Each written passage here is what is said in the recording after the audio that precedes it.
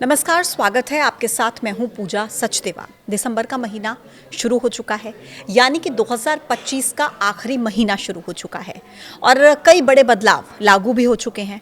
ऐसे बदलाव जिनका सीधा असर आपकी जेब पर पड़ सकता है। एलपीजी सिलेंडर की कीमतों में बदलाव हुआ है, पेट्रोल, डीजल और एटीएफ के ताज़ा रेट आ गए हैं। सरकारी कर्मियों के लिए एक बड़ी खबर है और खबर यह कि अब पेंशन स्कीम में वो बदलाव नहीं कर पाएंगे। 1 दिसंबर से ऑनलाइन बैंकिंग के नियमों में भी कुछ बदलाव हुए हैं। तो वहीं आधार कार्ड अपडेशन को लेकर भी बहुत बड़ी खबर है। नाम, पता और जन्मतिथि जैसे बदलाव करना अब आपके लिए आसान हो गया है। डिटेल में अब आपको बताती हूँ कि क्या क्या बदलाव जो हैं लागू हो चुके हैं दिसंबर का महीना शुरू होने के साथ ही। सबसे पहले आधार कार्ड से जुड़े नियम। 1 दिसंबर से आपका आधार कार्ड आसानी से अपडेट हो पाएगा। आपके आधार कार्ड पर नाम, पता, जन्मतिथि ऐसी कोई भी जानकारी अब आप पूरी तरीके से ऑनलाइन अपडेट कर सकते हैं। इस नए अपडेशन प्रोसेस में अब डेटा का सत्यापन पैन कार्ड या पासपोर्ट जैसे सरकारी रिकॉर्ड से हो जाएगा। आप अपना मोबाइल नंबर भी यहाँ तक ऑनलाइन अपडेट कर पाएंगे। काफ़ी लोगों को इसको लेकर काफ़ी दिक्कत आ रही थी, सेंटर पर जाना पड़ता था, लेकिन अब ऐसा नहीं होगा। UIDAI ने नया आधार ऐप भी लॉन्च कर दिया है और साथ ही साथ वैलिड डॉक्यूमेंट्स की नई लिस्ट भी जारी कर दी है। तो ये सबसे बड़ा बदलाव। और दूसरा है एलपीजी गैस सिलेंडर के दाम। ऑयल मार्केटिंग कंपनियां देखिए महीने की पहली तारीख को ही जनरली एलपीजी गैस सिलेंडर की कीमतें जारी करती है। कभी कभी होता है कि पुरानी कीमतों को ही लागू कर दिया और कभी कभी जो कीमतें हैं वो अपडेट हो जाती हैं।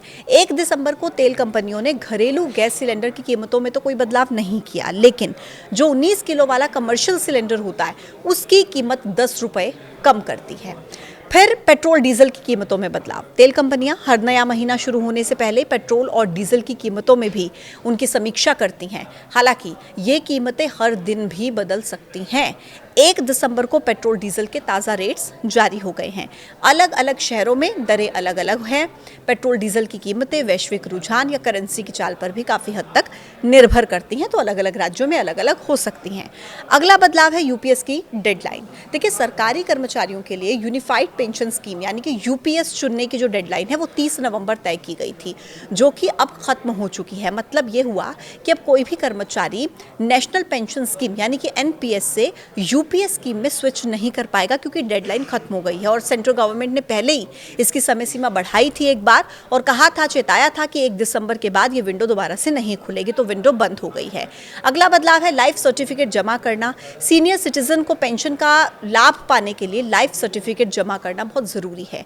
30 नवंबर लाइफ सर्टिफिकेट जमा करने की डेडलाइन रखी गई थी और अभी तक ये डेडलाइन बढ़ाई नहीं गई है, यानी कि डेडलाइन खत्म हो गई है। और ऐसे में सर्टिफिकेट जमा नहीं कराने वाले पेंशनर्स की पेंशन रुक सकती है। हो सकता है समय सीमा बढ़ाई जाए, लेकिन अगर नहीं बढ़ाई गई तो हाँ, पेंशन रुक सकती है। अगला बदलाव है टैक्स का नियम। अगर आपका अक्टूबर में टीडीएस कटा है तो section 194IA, 194IB, 194M, 194S के तहत स्टेटमेंट जमा करनी थी और इसकी भी आखिरी तारीख 30 नवंबर थी।